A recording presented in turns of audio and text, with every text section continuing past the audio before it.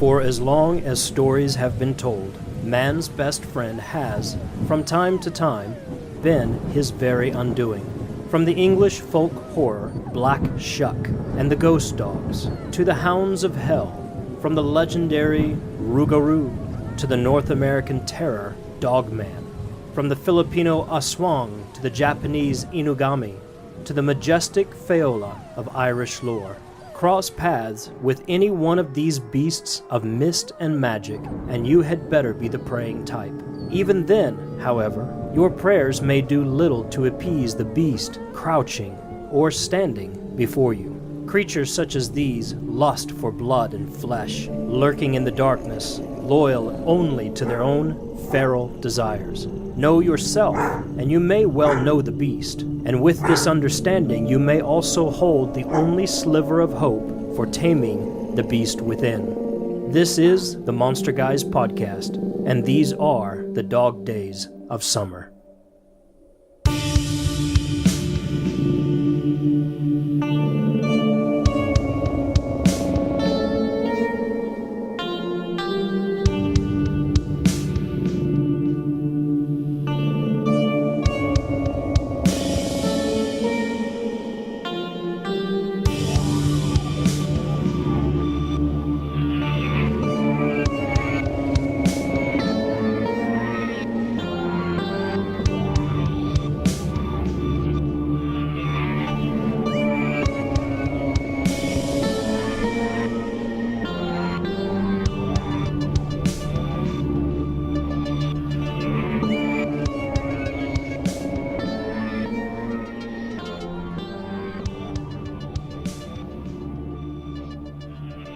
Welcome to the Monster Guys podcast. We are in week 2 of our mini-series, The Dog Days of Summer, Michael. The August heat is beating us down.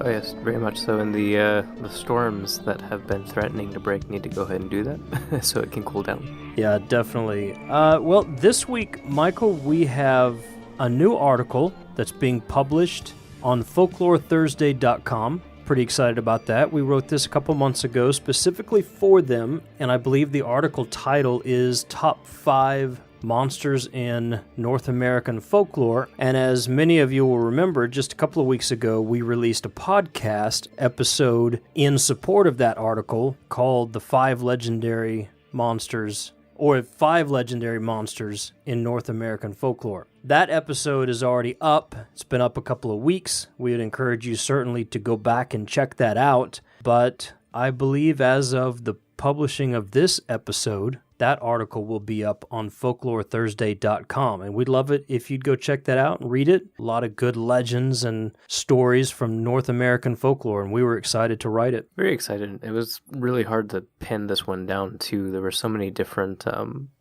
crazy entries that we could have chosen. I think we have a pretty good list that captures the bizarre entities that are found across the U.S. Yeah, and as we stated in the article, we literally could have chosen from thousands of legends across North America. Everywhere you go, every corner you sit in, every turn you make, you can find a handful of new legends everywhere. And so it was difficult to narrow it down to 5, but I believe we have an interesting list and it's a lot of fun. And we'll also be doing another article and another list very soon. Roughly it'll be 5 lesser known legends of North American folklore. So all in all, very excited about that and excited to be a part of the community of folklorethursday.com. If you're hanging out with us, we'd encourage you to give them a try on Twitter, #FolkloreThursday, and enjoy some awesome community just completely centered around folklore and mythology. Yeah, they continue to rock it out of the house. Rock it out of the house is what Michael just said. Yes, they do. That's an interesting phrase coming from you. I have gorillas on the brain. Okay. In other news, we will be off in September officially. We'll have a couple postings next month on the Monster Guys podcast, but whereas a lot of people typically take the summer off, this year, we decided to carry on through the summer, and of course, we had our Halloween in July series that wrapped up last month, and then Dog Days of Summer this month, so we're going to take September off. like I said, we'll have a couple things out there, and we'll still be tweeting and hanging out with people online and everything, but we've got a number of projects to wrap up in both writing and editing phases, and we need to take a little breather to get that out so that we can be prepared for the next season of the Monster Guys podcast, and a couple of new things are coming down the pike that we'll announce in October. That being said, we'll also come back in October, launching a new series that leads us into our Halloween season called Monsters Among Us, where we will tackle some real-life monsters in history. I'm pretty pumped about that one. Yeah, and it's always I don't want to say touchy topic because it's something that we handle with respect, but we definitely delve into some of the more grotesque side of humanity. Yeah, and there's plenty to choose from. There is. Just look around. So, yeah, we'll be off in September, come back with a series in October, and for anybody who's interested and who may prefer a different platform, we have kind of newly or freshly launched our YouTube channel. We had started it a couple of years ago. Didn't do much with it because we became just really so busy with creating the podcast and focusing on kind of getting legs under that. And so YouTube fell by the wayside. Remember, there's only 2 of us. We don't have a staff of people or a large team working with us on a week-to-week basis. So we kind of laxed on our YouTube channel, but people kept asking us, when's it going to come back? Would you please do it again? Would you post some more stuff up there? So we did. Last month, I worked to get all of our episodes of the Monster Guys podcast, plus a couple of other things up there, back up on the YouTube channel, got everything properly aligned, or whatever you call it in YouTube world. It's all there. All the stars are aligned on YouTube now. So, that's scary. We're up there. If you prefer to listen to YouTube or you like that platform better, all of our episodes are up there. As far as YouTube's concerned, in the near future, we'll have some new episodes of things that are not the Monster Guys podcast, but more specific to the Monster Guys in terms of our live performances and some of the funnier stuff that we do. That'll be coming around soon enough, so hang out with us. Matter of fact, I think we recorded an episode of cooking with the Monster Guys. We did. Over a year ago, and it never saw the light of day. So, folks, well, you may soon get a couple of Cooking with the Monster Guys episodes. If I remember correctly, we had trouble keeping the camera from falling over in that. Yeah, because we didn't have all the equipment we needed. So we were doing some pretty interesting and unique rigging of our cameras, and they kept falling. I think for one episode that we actually got recorded of Cooking with the Monster Guys, at that time he was only 8 years old. My younger son was kind of on his tiptoes holding a camera up at a certain angle just to be able to get us in the frame. So, yeah, we didn't have all the right stuff, and hopefully we'll do better this time. I'm sure we will. Well, Michael, this week as well, I saved a baby deer. I don't know what you did with your life this week, but I saved a baby deer. That's exciting. It was kind of cool. I was on my way out to date night with Holly, and we were driving down one of the back roads heading to the city, and there was this baby deer in the road. Apparently somebody else had stopped and seen it earlier and said that it had been thrashing around, and so they just parked their vehicle in the middle of the road to keep anybody else from hitting it. By the time we drove by, it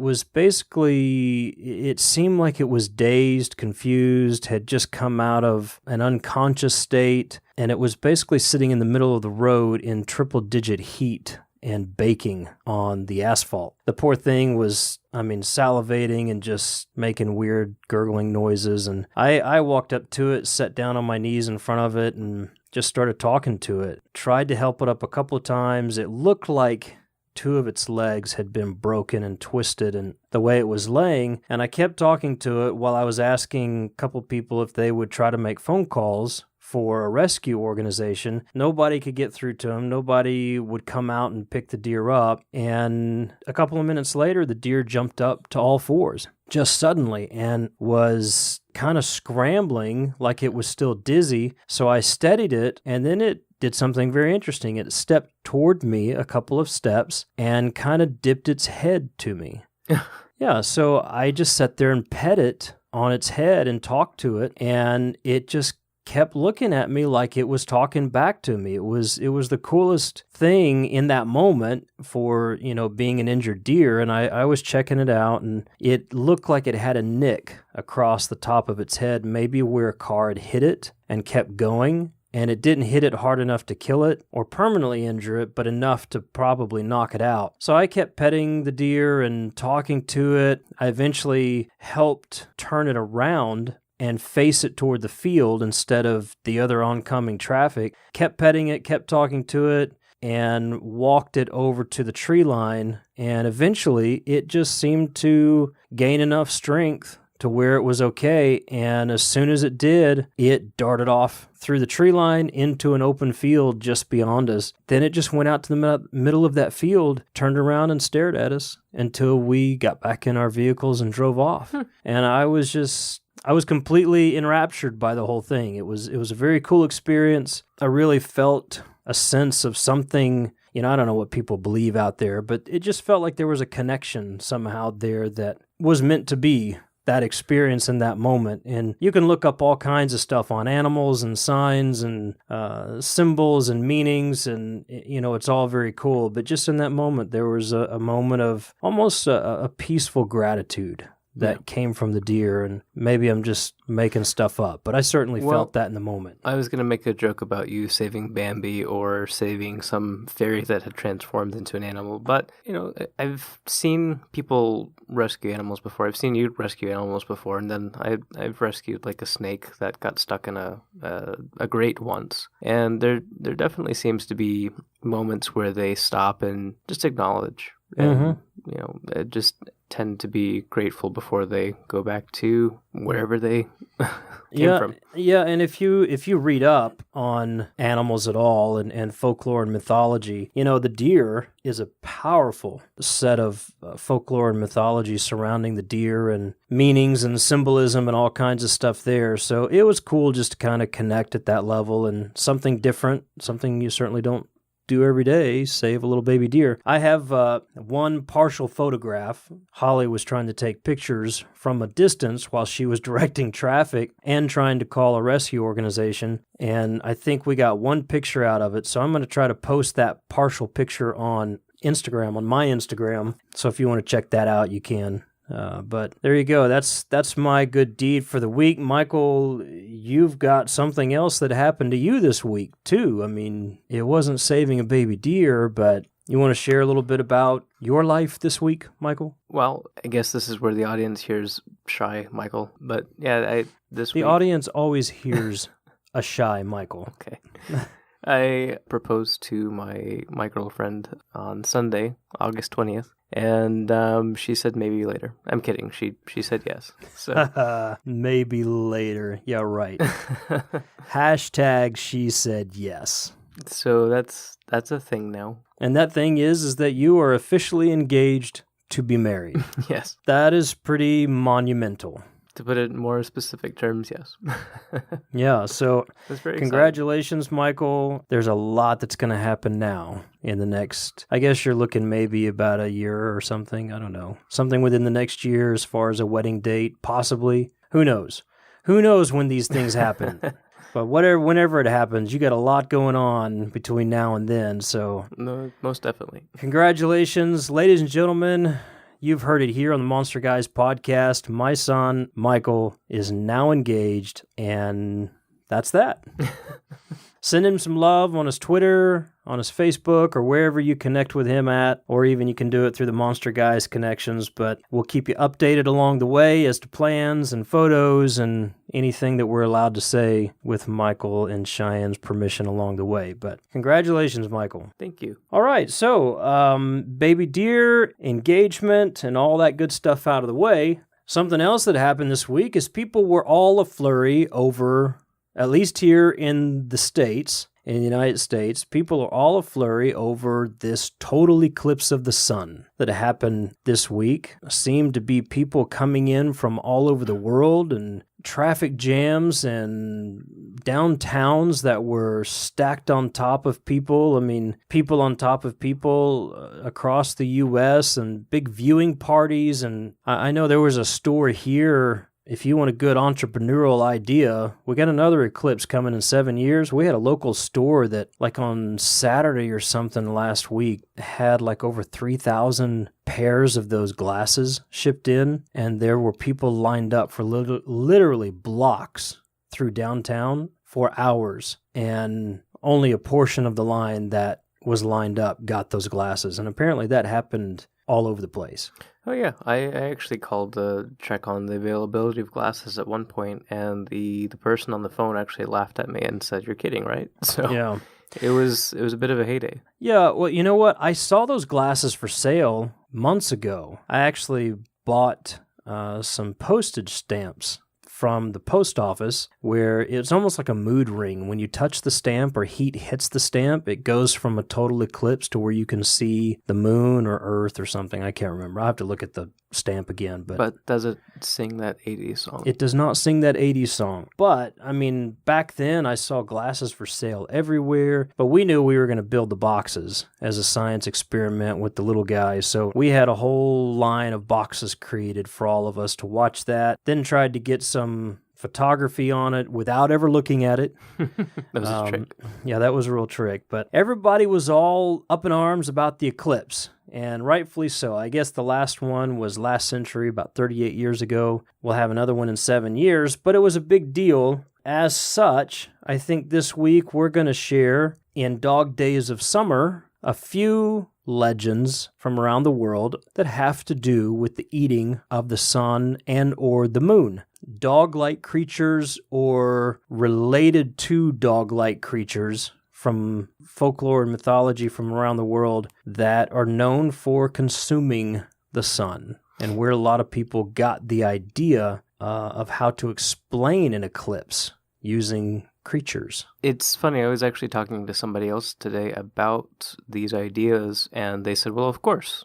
What else? How else would you describe the eclipse back then? And, you know, I thought of like a giant eyeball, but she actually brought up a good point. I don't know how else you would have explained what looks like, you know, bites being taken out of the sun little by little. Yeah. So it was definitely a good point, but longtime fans of the Monster Guys podcast might actually recognize some of the monsters that we'll talk about on this particular episode, because it is an interesting connection of the dots across cultures. A lot of the eclipse sightings back then were explained by, you know, a creature swallowing the moon, or the sun even, and they all typically are dogs or wolves. So it's just a fascinating connection across the world. The first one that we should bring up is probably going to be the Varkalak, or the Vrykolokus, which is kind of special to us because of our Charlie Sullivan and the Monster Hunter series. That's kind of a big bad wolf, if you will, as a villain in the series. In that series that we wrote, the very first book, it's a young adult urban fantasy series. In the very first book, the big boss bad guy, as our 10-year-old would say, or the villain of the book, is the Varkalak. The Varkalak historically is known as the wolf that swallows the moon. Definitely, and in some places, he's considered a king or a royal of vampires, which we kind of played with that idea in our book as well. I mentioned the Vrykolokus, which kind of means wolf's fur. It's a little bit different, but these creatures, it's a slight regional variation. They actually fly up in an astral form and take little bites out of the moon together, as opposed to just becoming this giant creature that slowly swallows, you know, the celestial body itself. So it's an interesting variation between those two. On Twitter this week, we had asked during the eclipse who could name off some, you know, mythological or folkloric figures that have connections to the eclipse, and somebody hit the nail right on the head with the two wolves of Scandinavian folklore. Those are Skoll and Hatti, which mean the mocker and the hateful. Those two wolves were said to be the progeny, if you will, of Fenrir, the giant wolf that wreaks havoc and kills Odin in Ragnarok. Let me just throw this out there, that this week when we asked that question on Twitter during the Eclipse event, good friend of ours on Twitter, Nifty Buckles, with the handle @NiftyBuckles, replied to us and shared with us, in Norse lore, wargs,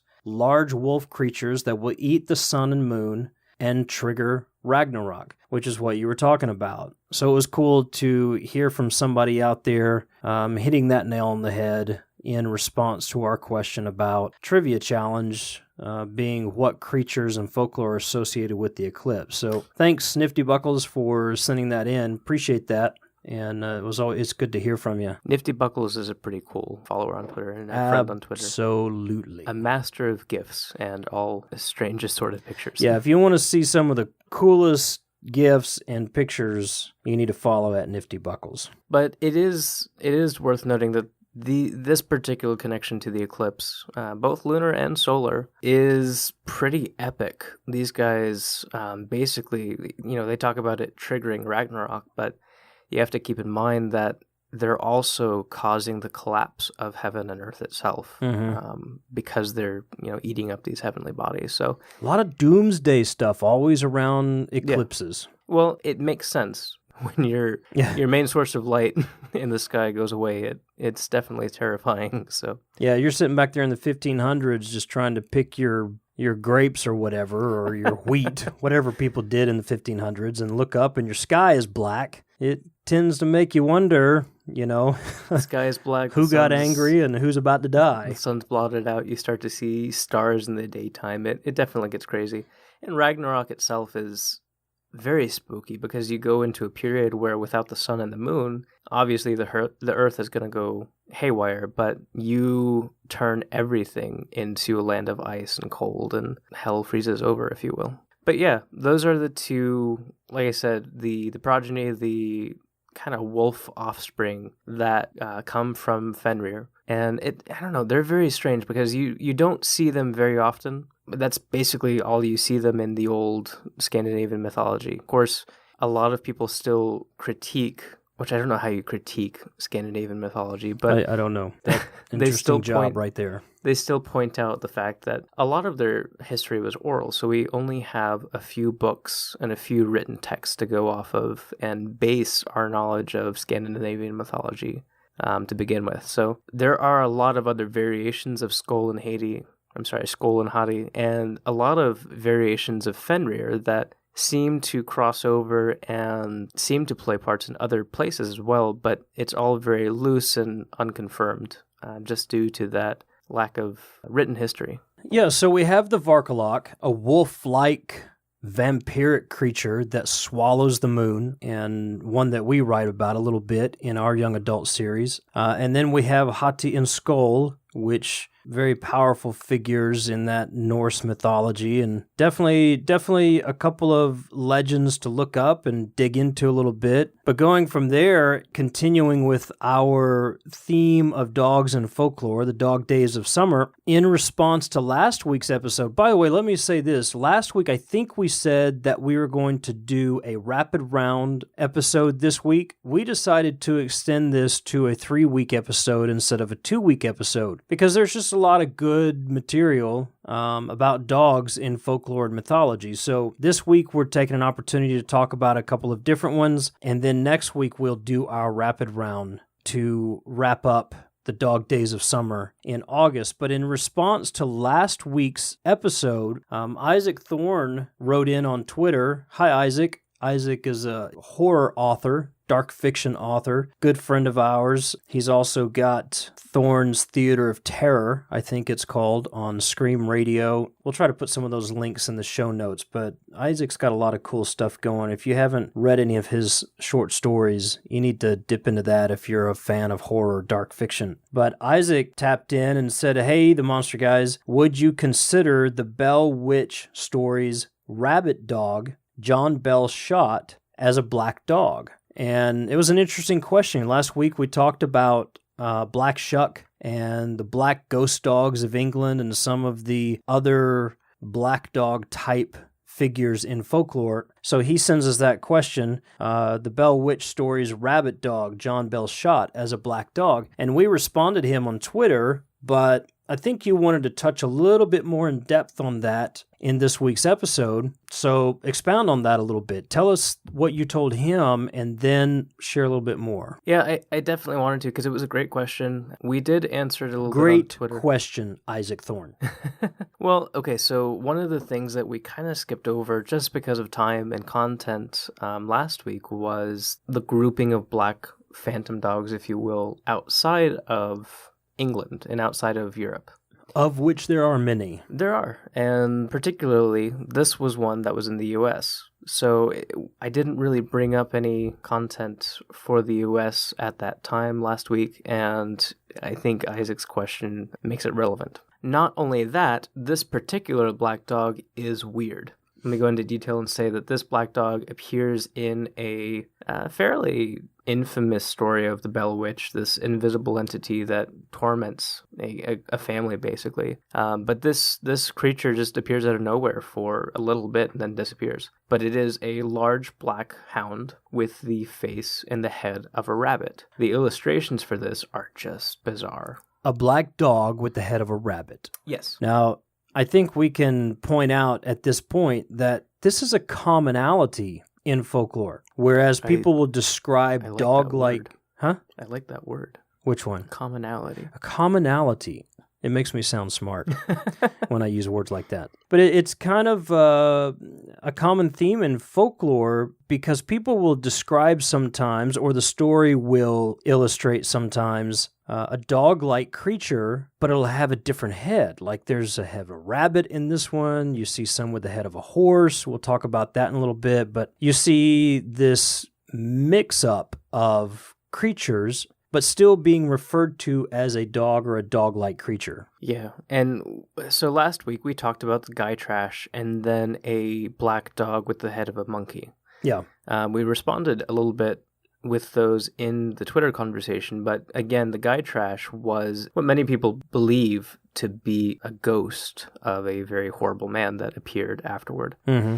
But it was the size of a horse, had some horse-like features, and then it is sometimes described as having the head of a lion. Still considered a black hound, but it's very chimerical in its build, and it's perhaps one of the more chimerical things just because it's kind of an amalgamation of a few different monsters or animals instead of just two. I like your big fancy word there, an amalgamation. That makes you sound smart. It makes me sound smart. I hang on a second. But I think I pointed out last week the similar reference when you talk about the dog-like body with the head of a lion or the head of a monkey, the similarities to the North American Dogman as well. Yes. Because in some of the types and variations of the Dogman, you have dog-like bodies or huge monstrous bodies with the face of a baboon or the face of a hyena, the head of a hyena, and then some with a head that looks like a wolf. So just in the variations of that creature alone, you've got some interesting mix-ups. And then we see that similarity in so many other stories around the world, like the ones we were talking about last week from the UK. So I'm not saying it is or it isn't, but there's just some eerie similarities there between those creatures. Definitely. And we did talk a little bit more in depth on the monkey-faced black dog, and I wanted to bring it up here in the podcast episode itself as well. We talked to Isaac about that being the Shuck monkey, amongst other things, which is just a weird name to begin with. Yeah, it is. But these, just as plainly stated, are black dogs with the face of a monkey. However, there are a few reports that talk about how it'll speed by on four legs, or sometimes it'll stand on its hind legs and walk and shuffle in a strange manner. So, you bring up Dogman, you bring up the baboon-faced Dogman, and it makes you stop and wonder... Yeah, what are people seeing out there? Right, two completely different continents and everything across the sea. It's kind of a striking similarity. But there's another one that I didn't bring this guy up last week just because we were more in Europe, and I didn't want to bring up the oddball out of this U.S. black dog. But since we're talking about it here... Because we would never do anything like that. I mean, we would, but this is the black dog of Hanging Hills or the black dog of West Peak. And the Black Dog of Hanging Hills, or of West Peak. And this is located where? In Connecticut. Kind of an ominous name all to itself. That's disturbing. The landscape of that place I feel like I want to write a story about that. You should, actually. Well, actually, we should, because it's a cool little place. Sounds like it could have a very cool, eerie setting. It does. So I guess some of the land itself is formed by cold lava flows. So it's pretty unique. From what I hear, it's actually pretty treacherous to hike and traverse. They have volcanoes in Connecticut? I don't know. That was my first How do thought. they get lava flows in Connecticut? It tells you my lack of knowledge of Connecticut. You need to go study some geography this week. What's going on in Connecticut we don't know about? So you have these... Anybody from Connecticut out there can tune us in to the lava flow, the hanging hills? I'm sure we'll get a lot of response from that. So we have a strange land there, but this black dog will appear to people, and it's said to be... Some people say it looks almost like, a breed of spaniel, but that it has very sad eyes. But it's a black dog, so it will appear to you. As the legend goes, though, the first time it appears to you, it is an omen of joy. The second time that it appears to you, it's an omen of sorrow. And the third time that it appears, it's an omen that you're soon going to die. So I have a couple of thoughts on this. Number one, the dog is always happy to see human companions. So it makes you think back to things like Mothman and even Black Shuck, again, to an extent, just because of the reputation of an omen or of a good or bad prophecy, if you will. Some of those Black Shuck characters actually speaking in human tongue to prophesy your death. But my thought is, if you see this thing once, why the heck are you going to go back to that landscape a second and third time to play with fate? Yeah, but if it shows up the first time as an omen of joy, and dog is man's best friend, so why not go back? Well, I'd be confused. You go back and it's like a downer, and I'm like, well, what the heck? We were happy the first time around, and plus you're a spaniel with sad eyes, so that's got to be cute. Probably. But there's enough of a history. This, I guess, goes all the way back to the 1800s, and the most recent sightings stretch all the way to last century. So we're not talking about just stories, but we're talking about sightings. Yeah. We're talking about actual encounters that people are reporting or recording. Sightings, but also a dozen different deaths that people over the years have attributed to this black dog. Okay, so let me review here. We have... In Connecticut, we have hanging hills that are made from lava, which comes from volcanoes, by the way. And out of that lava flow, we have the appearance of spaniel-like black dogs with sad eyes that at first appear to be joyful. And then you go back to see the thing a second time, and it's all doom. And then you go back a third time, and basically you're going to die. Am I getting this story right? And these are actual encounters that people have recorded throughout the centuries. You are correct. And also, I forgot to mention there's a creepy castle watchtower structure there. So to add to the fun... So it's an actual place you can go visit, a structure, or is that part of the story? Oh, no, it's an actual structure there. It's not just so part of the we story. can go visit this structure where the weird spaniel-like, dogman-like, black dog-like, apocalyptic lava creature lives. All that and more, yes. Oh boy. So what more do we have? Now we have this weird, strange creature being sighted and being responsible for people's deaths. And now we have the watchtower. What more do we have? That's it on that one, I'm afraid. Like I said, I believe it was back in the 1970s was the last reported death or last reported sighting. I can't remember, but a lot of weird stuff happened in the 70s. Yeah, you'd be surprised, I guess, that they're not in the 80s, I suppose. But why would there be any in the 80s? Because the 80s were, from what I hear, 80s had great music. There was no need for a doom and gloom spaniel-like, dog-like creature to show up in the 80s. I'll just have to take your word on that. Yep, you will. But yep, so that is the black dog of Hanging Hills, or the black dog of West Peak. Okay, so what does this have to do with Isaac's question about the Bell Witch rabbit dog? Oh, again, yes, I believe that is definitely a black dog phantom, if you will. But I just wanted to point out that Isaac, sorry to string you along there, but to answer your question directly, yes, most likely that is a type or form of black dog in folklore. However, we get there by way of Connecticut. And lava flows. Flows. I wanted to point out, because last week, I did want to talk about some of the black dogs I feel like in the we're US. not very professional this week. Hey, there was an eclipse. There's a lot of crazy stuff going on. Yes. Baby deer's on the road. You're getting engaged. Save the baby deer. Yeah, weird stuff. But yeah. Hey, did I mention that we've got an article on folklorethursday.com this week? I think you did. Okay. Just want to make sure.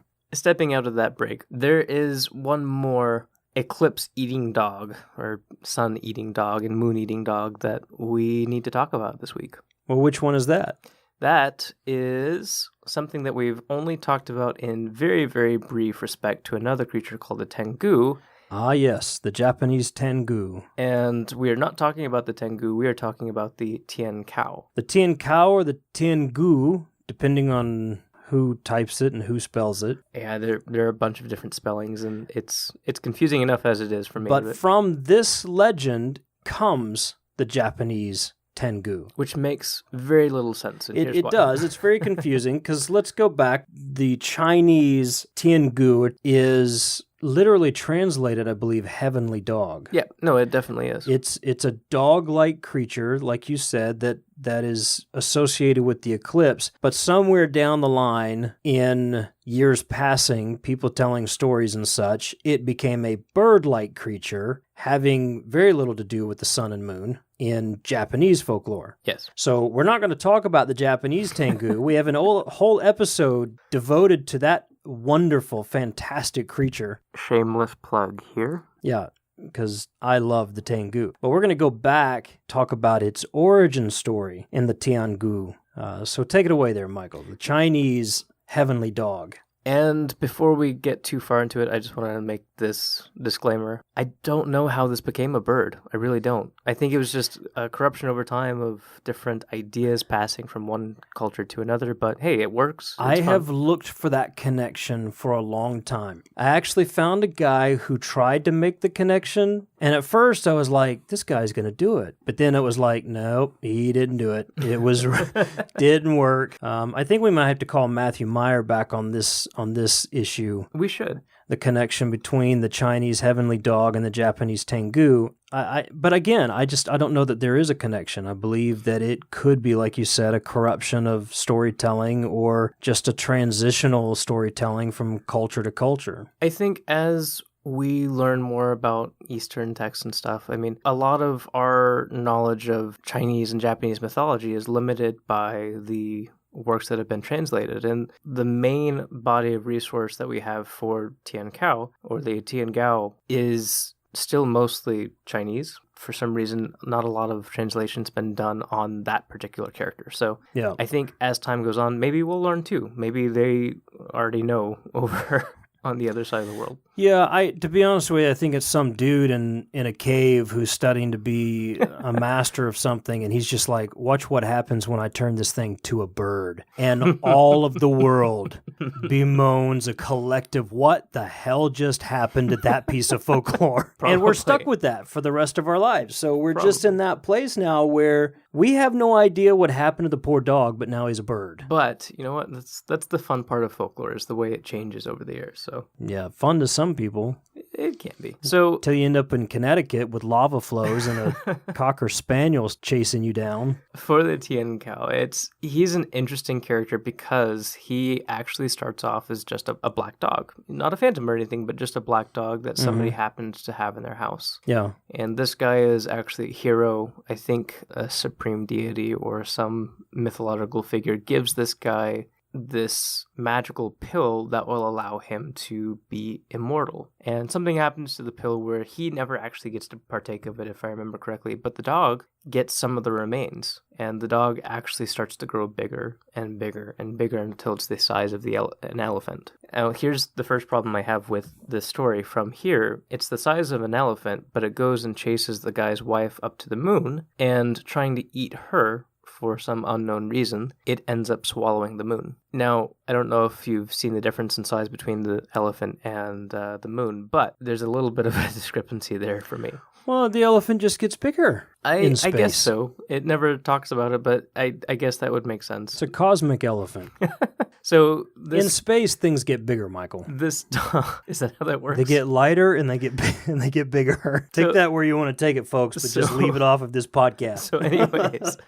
This dog goes up. Don't you dare tweet us about it either. I'm sure you'll get tweets about that too. But the dog swallows the moon, and the guy comes along with a bow and actually shoots the thing, and it, spits the moon back out. And later on, somebody comes and kind of tames the dog, and they go and set it to be the guardian of Heaven's Gates or something. Yeah, the Gates of Heaven. So he's an interesting, like, its own origin story is really bizarre and jumbled and fun as far as folklore goes. But later on, he's known as, while being this guard dog of sorts, somebody who still swallows the moon and every once in a while swallows the sun. And it's just up to this one deity with the bow and arrow to kind of shoot him and make sure that he spits it back out. Make sure he spits out the celestial bodies and... So it's kind of funny and give light cool. back to the common people. The weird thing about this is that some people attribute this dog as being somebody who actually eats little kids as well. So as much of a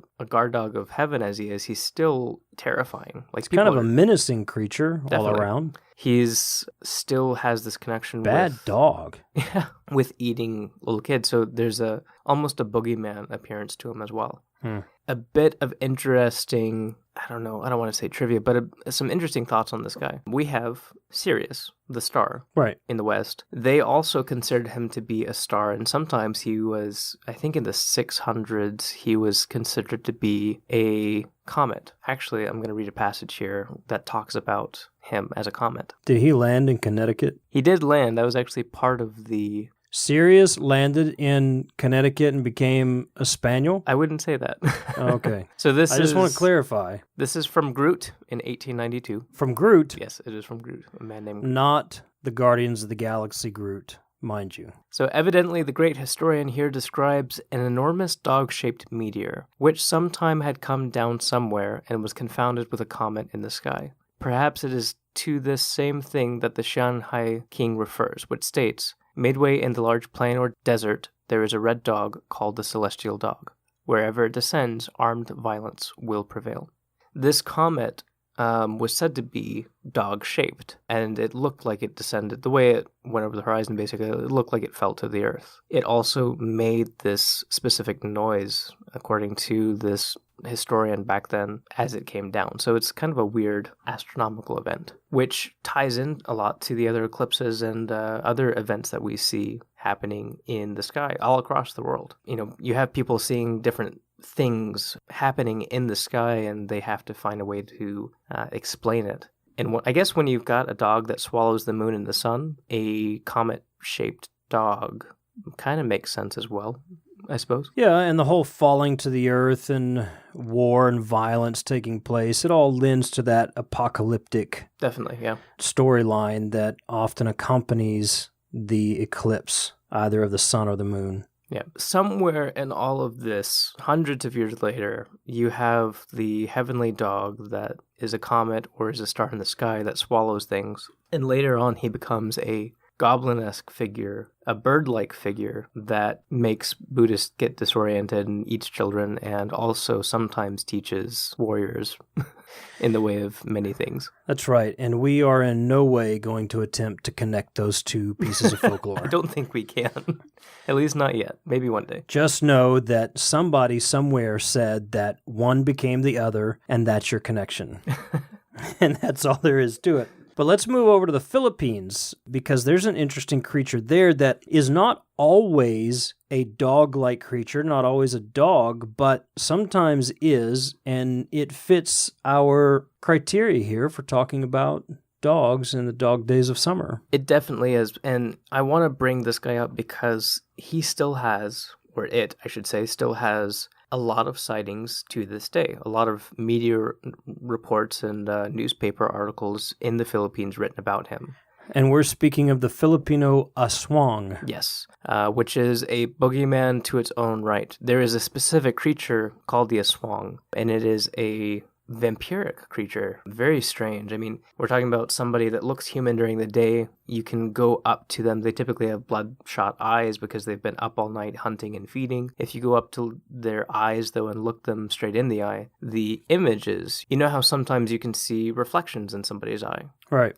In their reflection, everything is inversed. So it's very weird and supernatural. But these guys at night... So if you want to know if somebody's in a swang or not, just walking through the mall on a Friday night, you go up and you look directly into their eyes. You look for the inverse reflection. It's really hard to do, though. I mean, it's hard enough if to they see are, the reflection. then you take action. I guess. You pull them into Hot Topic and begin to subjugate them to strange fashions. It's not necessarily a bad thing. Okay. But yeah, so you've got this guy going around at the daytime, and he typically is a butcher because they like to be around meat, so they stick to what they know, I guess. But at night, the Aswang can take the form of many different animals. Common form is a bird. They'll also take the form of a rat or a pig, or, very commonly as well, large black dogs. Now, I said earlier, there is a specific creature called the Aswang. It's important to note here that the term Aswang is almost, in a sense, maybe not to the same extent, but it's almost like saying yokai in Japan. It is an umbrella term for many different monsters and boogeymen and vampires. Right. But the one that we're talking about here is pretty specific in the shapeshifter that transforms into that canine form. Back in 2004... And again, these are creatures of folklore, but also we're talking about people who claim to have seen them, make reports about them, and have kept entire people groups in terror for centuries. Yeah, definitely. And to me, again, that's the thing that's interesting is, back in 2004, you have a kid, about a 16-year-old kid, who was reported to have been attacked by an Aswang. Back in 2012, you have another account of two strange men entering a woman's house, and what you see going in is a bird.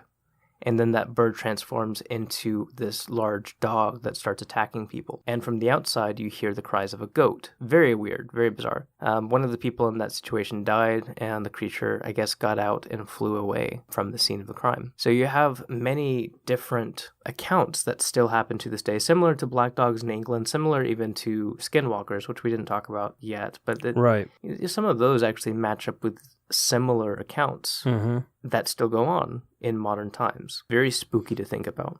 And we're not reading too deeply into the meanings of these stories or what the possibilities are of what's happening or actualities or anything else. We're just kind of giving the general overview of these creatures and what people are reporting it to be in their own experiences. Definitely. The thing to keep in mind here is that these guys do shapeshift into different things. The black dog is just a fraction of their personality, if you will. But if you look back at the other black dog phantoms, the rabbit-faced black dog, the Shuck monkey, the other black dogs in England that seem to transform into headless specters or cats or barrels, it ties in together. They love taking the canine form, and then they have the ability to grow their nails out, turn their eyes fiery red, or make their hair stand on end and wiggle around to give it that frightening appearance. So it makes you wonder how many of these things, let's just say it's a real phenomenon in different places. And I do believe that some of these sightings definitely did take place. Are we talking, again, we come back to the question, are we talking about a cryptid?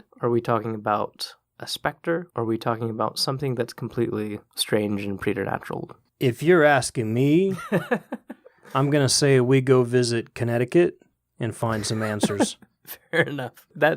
I don't know. That's my thoughts on the subject. Yeah, I don't know. There's so much, like I said earlier, we're not trying to prove anything or completely explain anything, but rather just give the experiences and what's been reported and what we find in stories the world around. However, there are some very interesting connections, story to story, culture to culture, and in specific regard to these dog-like creatures that people report seeing or being attacked by or having encounters with. Or even the friendly ones. Yeah, even the friendly ones. It's a fascinating line of study and thought to know that no matter where you go in the world, you're going to have a story of a black dog or a dog-like creature or this creature that swallows the moon and the star or descends to Earth in the form of a meteor. Like I said earlier, it's the world round. You cannot go to a culture that doesn't have a similar story to these creatures that I know of.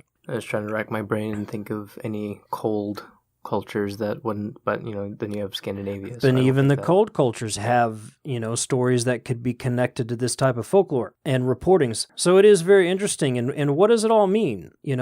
Like you said, is it a specter? Is it a cryptid? Is it a psychological construct? Is it something that's going on inside of somebody's head, or some type of condition that they're experiencing that's causing them to experience this kind of stuff? I mean, we can go all over the map with ideas of what it means and where it all originates. And I still don't think we'd have all the answers, or even part of them. But again, as we've said a lot in this podcast episode, that's part of the fun of folklore as well. That's part of the fun of the folklore that we speak about. There you go. And again, this was originally a 2-part miniseries that now has become a 3-part. So next week, join us again for a rapid round session of dog-like creatures in folklore for our Dog Days of Summer series. We do hope you've had some fun with this series. Certainly had some fun with our conversation tonight, and hope we didn't offend anybody in Connecticut. We want to come. We want to come see you and talk to you and learn more about your strange dogs up there.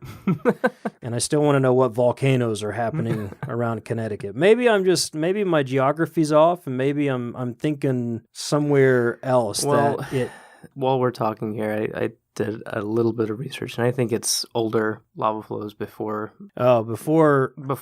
stuff. So before the United States became yeah, so probably some like ancient volcanoes that no longer are around or something like that. Still worth looking into. No, definitely. Finding those stories. All right, folks. Well, thank you again for hanging out with us.